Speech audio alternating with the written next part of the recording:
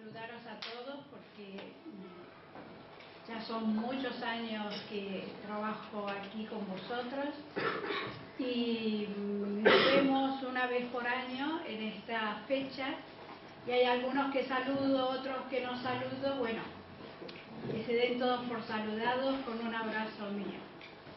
Y estoy encantada de estar nuevamente con vosotros y compartir estos conocimientos teosóficos que no solo iluminan nuestra mente, sino nuestro corazón. Lo que las palabras de Carlos sobre la sincronicidad es muy interesante y muy importante para que lo experimentemos.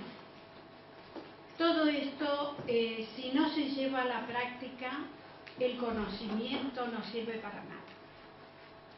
Yo soy así de drástica. Ustedes dirán, pero bueno, Carmen es muy drástica. Pues sí, porque si no sirve todo esto para modificar nuestra vida, para cambiar nuestros cánones, para romper nuestras limitaciones, pues entonces queda en el plano de las ideas, de las utopías y de las cosas que son bonitas. Esto es lo mismo que observamos un ramo de flores y decimos, qué bonito, pero lo dejamos fuera. Y esto lo importante es incorporarlo, tomar conciencia de ello. Yo estaba escuchando a Carlos atentamente cuando hablaba de ese inconsciente. También en el budismo zen hay una idea que es el inconsciente, pero este inconsciente es pleno, es donde está, es la raíz de todo. Es muy distinto al que se conoce en psicología, que era, como decía Carlos, en cierta medida como algo, un cajón desastre que ahí va a parar todo. No. Este inconsciente al que se refiere en el budismo zen es esa mente universal. Es la mente universal, la productora justamente de todas las formas a partir de ese nivel tan elevado que nosotros conocemos como el famoso Sat, Chit y Ananda. Es el Chit, la mente universal, la productora de las formas. Entonces, el que tenga acceso a este nivel ya tiene el conocimiento pleno. Ya no necesita conocer por estudios o por profundizaciones, conoce, sabe. Vamos a ir progresivamente. He elegido esta imagen, que es muy significativa, para que meditéis en el simbolismo. No la voy a interpretar para que vosotros la interpretéis. Yo generalmente siempre dejo un koan para que haya ese interés individual para descifrar el porqué. La mente, en teosofía, cuando hablamos de mente nos referimos al cuerpo mental. Y este cuerpo mental, como todos sabemos, se constituye por el cuerpo mental inferior y el cuerpo mental superior. ¿Estamos de acuerdo hasta aquí? Esto lo habéis estudiado. Yo voy a ir avanzando muy rápidamente porque quiero llegar un poco al meollo de la cuestión. Entonces, no voy a explicar lo que es la mente inferior, la mente superior, simplemente son pinceladas. Entonces tenemos que entre la mente inferior y la superior existen una serie de elementos que van desde los pensamientos más concretos y materiales hasta los más sublimes y espirituales. La mente inferior agrupa hechos detallados y la mente superior los fusiona en una generalización o arquetipos. El cerebro y el sistema nervioso se limitan a atraer estas vibraciones y a interpretarlas. O sea, que no está en el cerebro el contenido de esta mente, sino que es el instrumento, es la caja de resonancia donde se convierten en sentimientos, pensamientos, sensaciones, etc.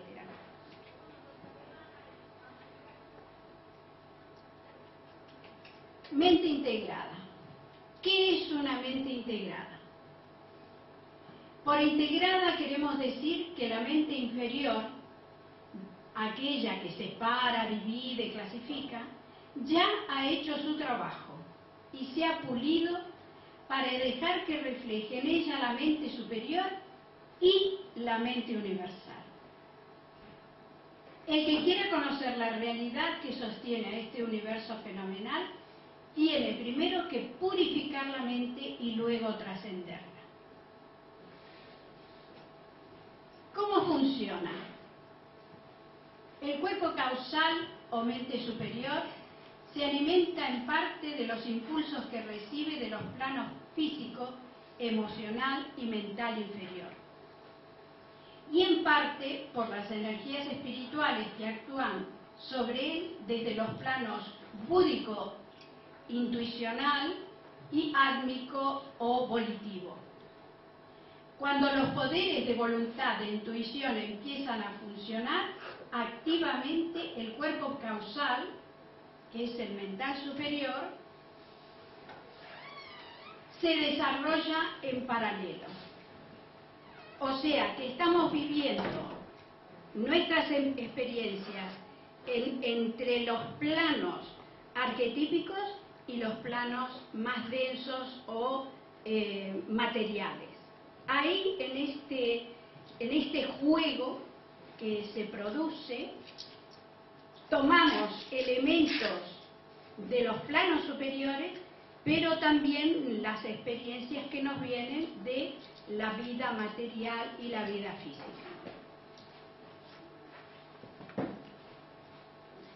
El cuerpo causal o mente superior es como un espejo que puede reflejar sobre la mente inferior las verdades que están presentes en la mente universal. ¿Esto ustedes se lo creen? ¿Es posible esto? ¿Es posible que nosotros reflejemos, podamos permitir a nuestra mente que se refleje esta mente universal? ¿Qué opináis vosotros? En el curso evolutivo. ¿Habéis tenido alguna experiencia respecto a esto? Los meditadores avanzados, ¿viste? ¿Eh? Que los meditadores avanzados como Tiny. Pero yo no hablo de Tiny. Lo que yo estoy queriendo hacer es que todo esto lo remitamos al... Simplemente estos son palabras, letras, frases, pero yo quiero que haya una repercusión interna. A ver, ¿qué vamos sintiendo nosotros de esto? ¿Qué hemos experimentado en algún momento? Con la práctica de la meditación y purificación se entra en contacto con la mente universal. Aparecen en la mente del estudiante conocimientos referentes a las realidades internas de la vida, que solo experimentándolas pueden apreciarse. Tiene la facultad de tener acceso a una fuente de conocimientos inagotables y verdaderos, que como consecuencia le permite independizarse de todas las fuentes externas de conocimiento. Esto es muy interesante porque llegado a cierto punto, a veces confundimos la sabiduría con el mero conocimiento de información. Hay uno que queda cristalizado, que es la información que recibimos, que como eruditos, queremos ser eruditos de los temas. Pero eso no es ser espiritual, y eso no es entrar en contacto con el conocimiento profundo. Por eso dice que tiene la facultad de tener acceso a una fuente de conocimientos inagotables y verdaderos, que como consecuencia le permite independizarse, porque estamos muy pendientes de lo que dice fulano, a ver esta autoridad en la materia, a ver, y siempre tenemos que estar ahí renovando nuestros conocimientos porque se nos quedan o pequeños o distorsionados, porque no hemos tenido acceso a la fuente. Ahí no hay dudas. Hay una percepción directa de la unidad de la vida, que era lo que decía Carlos, hay esa integración, que se convierte en una omniabarcante compasión y simpatía por todo lo que le rodea. Es un estado de felicidad y de sabiduría trascendente que no se puede describir con palabras. Cuando la conciencia unificada opera sobre el campo del intelecto, se refleja como conocimiento espiritual. Y cuando opera en la esfera de las emociones, se refleja como amor espiritual. Este conocimiento directo es el que ha permitido a la mayoría de los sabios, o santos, o místicos, que no fueron eruditos, y que no aprendieron en los libros, tener una penetración en los problemas fundamentales de la vida. Es independiente del conocimiento libre. Esto va por otra vía, va por la vía de la intuición, de la sabiduría. La I de la primera línea es importantísima. Exacto.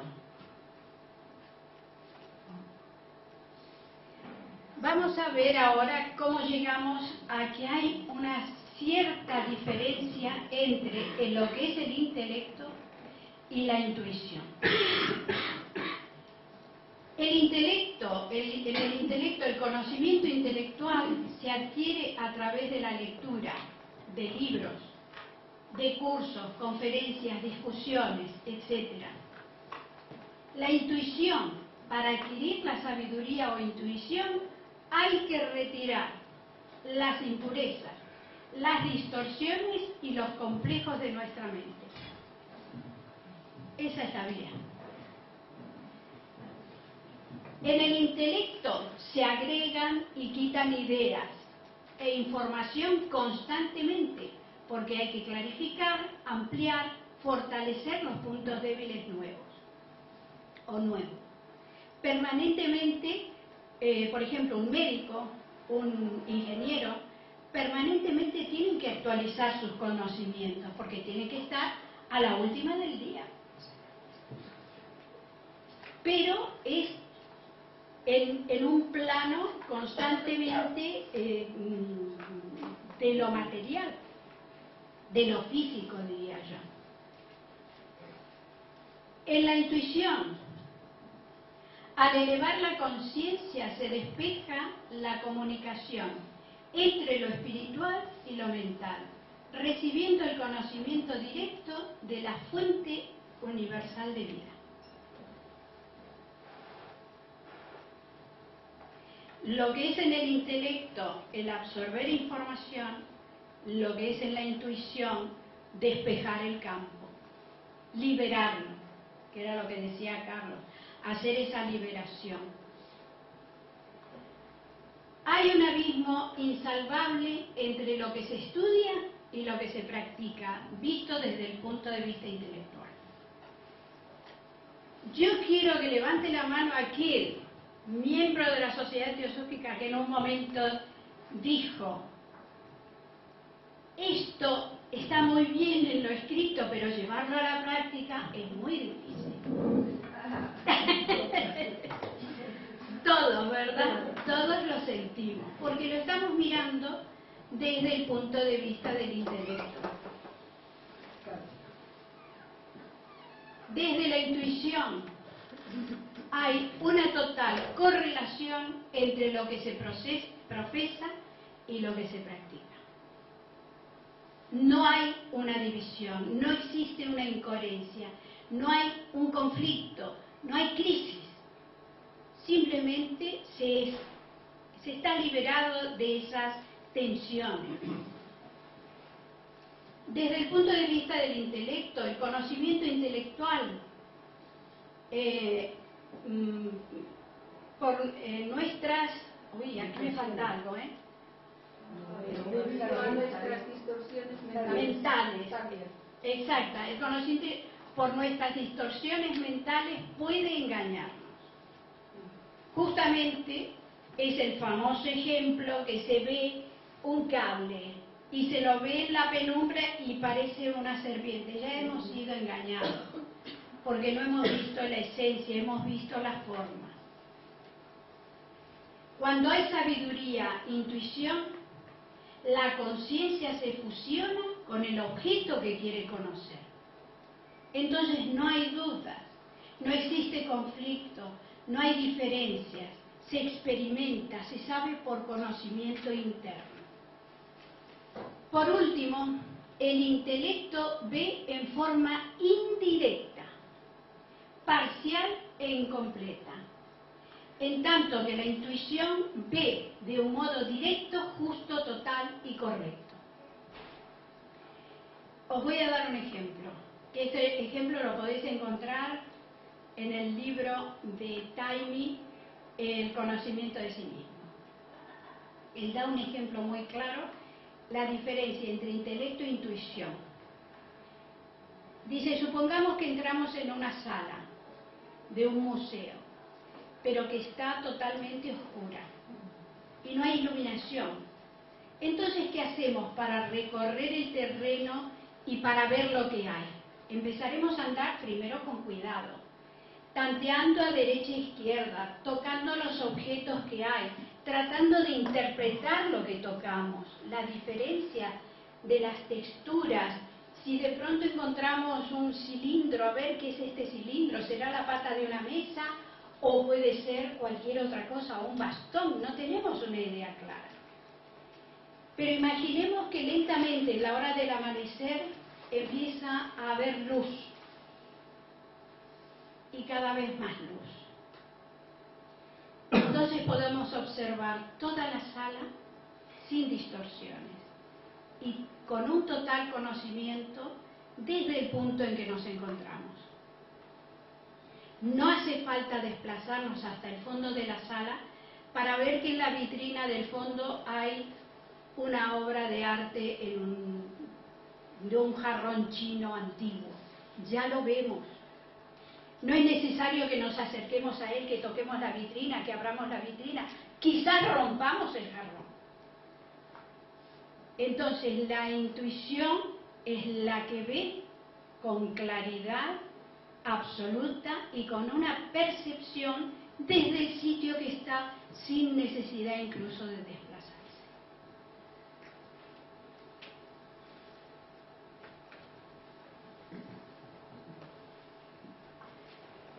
Incluso el que ha tenido una experiencia de este nuevo, digamos, enfoque de la vida, transforma de tal manera su vida que nunca vuelve a vivir lo mismo que antes. Os doy otro ejemplo. Supongamos que hay un señor que es muy rico. Este señor pues tiene un sirviente que es muy amable, muy correcto, muy buena persona. Y de pronto un día se entera que ese sirviente es su hijo. La situación no ha cambiado porque está esta persona que era su sirviente, pero que ahora es su hijo, pero al darse cuenta de esa situación, ya su vida ha cambiado. Su actitud para con él ha cambiado definitivamente. No hay un retorno hacia atrás. Entonces, la toma de conciencia de esta experiencia es un no retorno. Ha transformado la vida. Esto lo podemos ver, por ejemplo, en un San Francisco de Asís. Él tomó una decisión en su vida y todos decimos, pero qué loco, era rico, tenía de todo y hubiera disfrutado y hubiera sido santo igual. no lo ves analizado. Yo por lo menos lo he pensado, digo, pero bueno, podría ser santo y seguir disfrutando de todas estas cosas bonitas. Pero no, realmente él había tenido una experiencia netamente superior a la mía y había tenido una comprensión mucho más amplia de esa mente universal, había contactado con esa conciencia universal y a él le daba lo mismo tener que no tener, exactamente igual. Sigamos avanzando. El yoga. El yoga es un camino hacia la integración de la mente. Chitta, Vritti, Nirodha. Eliminar las modificaciones de la mente. ¿Quién no conoce este sutra? Que levante la mano el que no lo conoce. Pues es muy importante que lo estudies. El Chitta, Vritti, Nirodha justamente es lo que estamos hablando ahora. El de eliminar las partes divididas, unificarlas. Entonces dice así: el propósito de la yoga es retraer la conciencia de afuera hacia adentro, donde está el centro de nuestro ser. Vivimos mucho para afuera, hay que empezar a vivir un poco para adentro. Estos viajes hacia nuestra conciencia interior hace que tomemos contacto con los principios superiores. De Atma recibiremos la fortaleza, de Buddhi la iluminación y de Manas el conocimiento superior. Estos aspectos se han infiltrado lentamente en la personalidad, proveyéndole la guía y el impulso necesario para lograr la eliminación de las modificaciones de la mente. En estado de samadhi, este contacto se vuelve directo. Bien, hemos llegado aquí. Os voy a presentar mis místicos preferidos. Os los recomiendo, porque después de estudiar un poco sus vidas, vamos a ver que todos, más o menos, cada uno dentro de su cultura, tuvo una experiencia de la unificación con la unidad de la vida.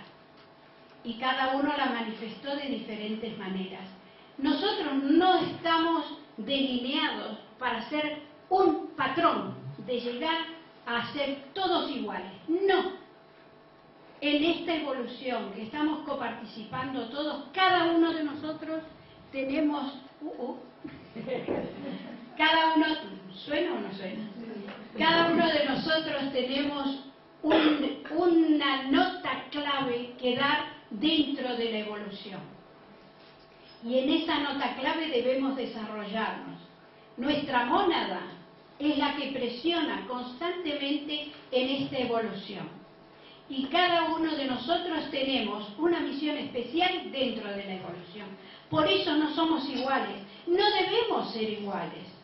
Debemos seguir nuestro patrón interior, aquel que en nuestra conciencia está empujando.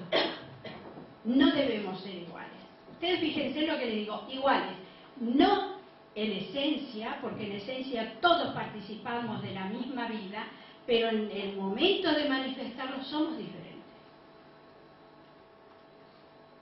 Tenemos a Hildegard de von Bingen. Ella desde muy pequeña tuvo experiencias espirituales. Ella decía, una gran luz en la que se presentan imágenes, formas y colores. Además iban acompañados de una voz que le explicaba lo que veía, y en algunos casos de música. Esta monja, que después fue abadesa, etcétera, una mujer inteligentísima, ella fue músico, desarrolló la música, escribió música.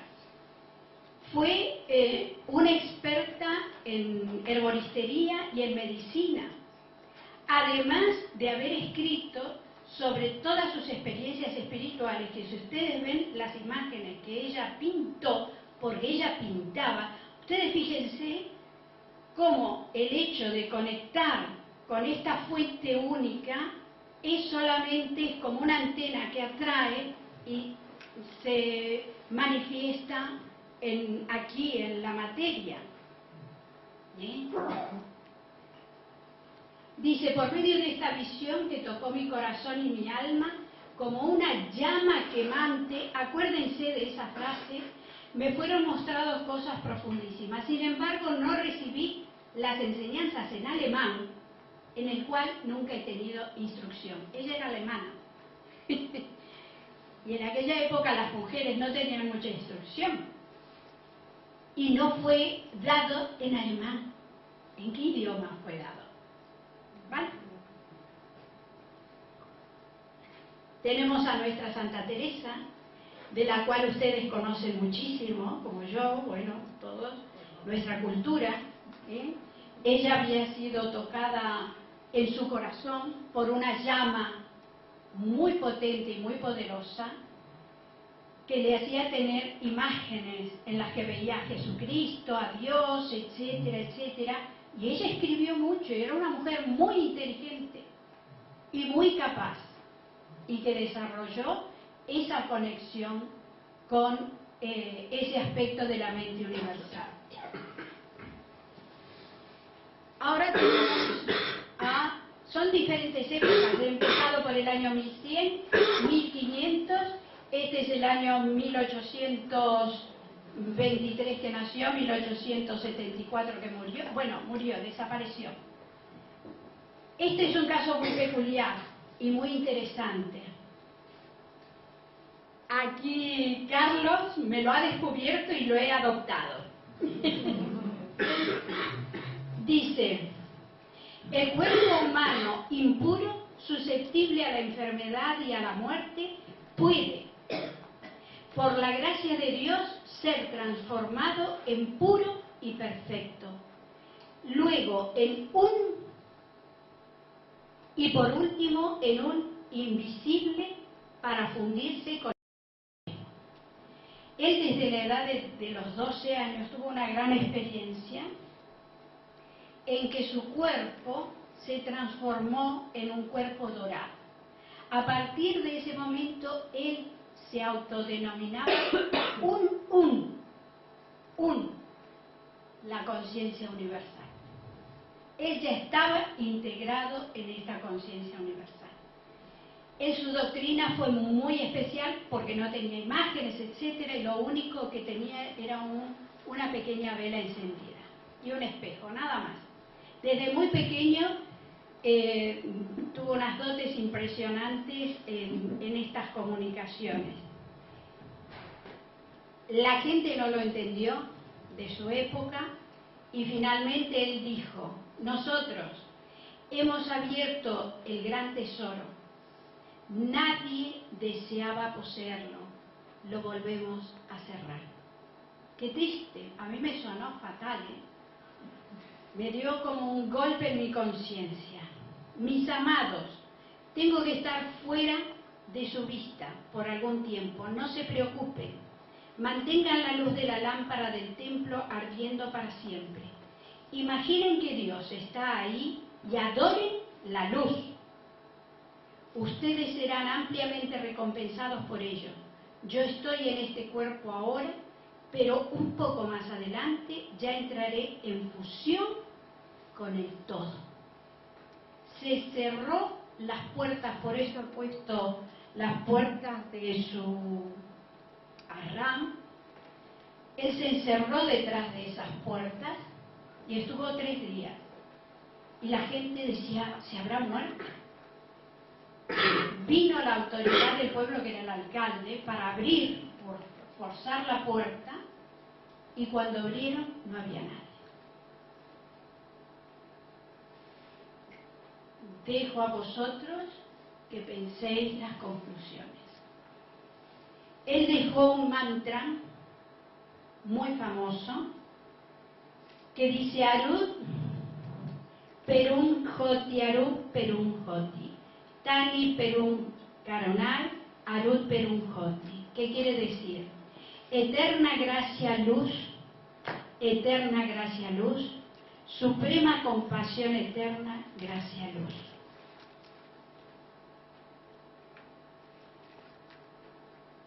Llegamos a Ramana Maharshi. Creo que también es popularmente conocido. Él también tuvo una experiencia al borde de la muerte a los 14 años y dijo: mi cuerpo está muerto, pero yo aún vivo. ¿A qué se refería ese yo?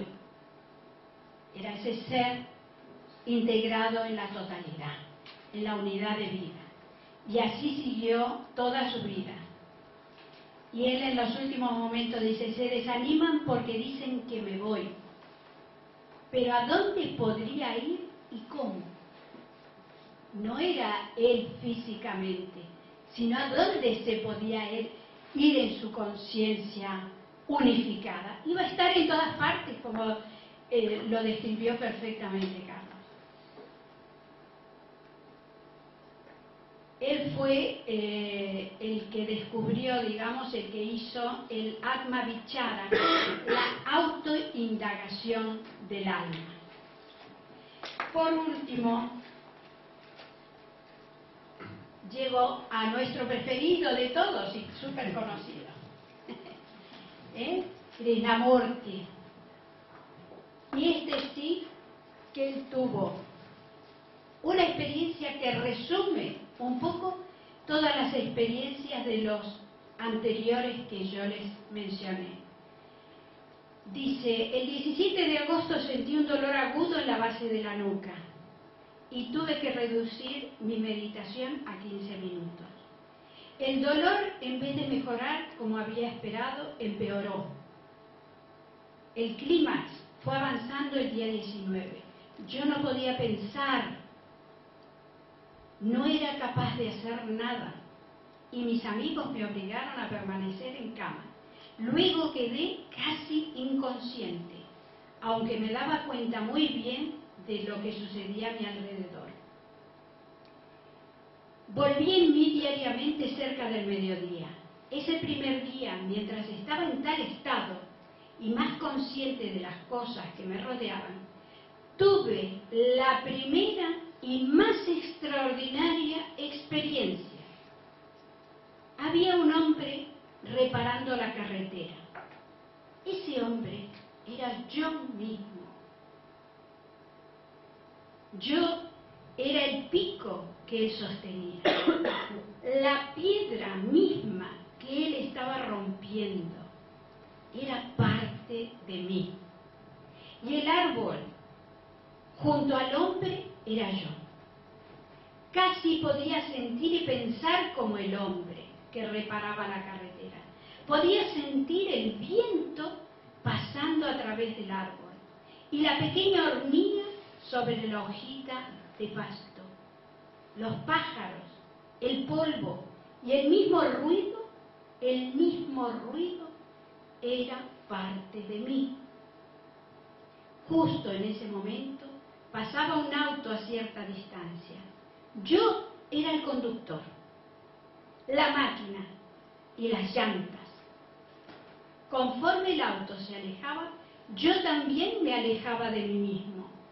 Yo estaba en todas las cosas, o más bien, todas las cosas estaban en mí. Las inanimadas, como las animadas, las montañas, el gusano y toda cosa viviente. Esta es una experiencia que resume en cierta medida lo que es la mente integrada. Porque ha eliminado las modificaciones que la perturbaban y lo que ha hecho era conectar con la fuente de vida. Por eso su conciencia estaba en cada piedra, en cada sitio, hasta en el aire que rodeaba a todo ello.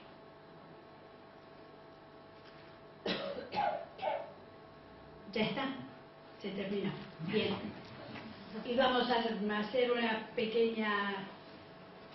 un pequeño relax. Lo vamos a hacer de 1 minuto solamente. y me gustaría que hubiera absoluto silencio para que en cierta medida esto que hemos ingresado a nuestro intelecto por lo menos permaneciera un minuto en nuestra conciencia superior. Vamos a guardar silencio un minuto, pero silencio absoluto. Y vamos a imaginar que hay una luz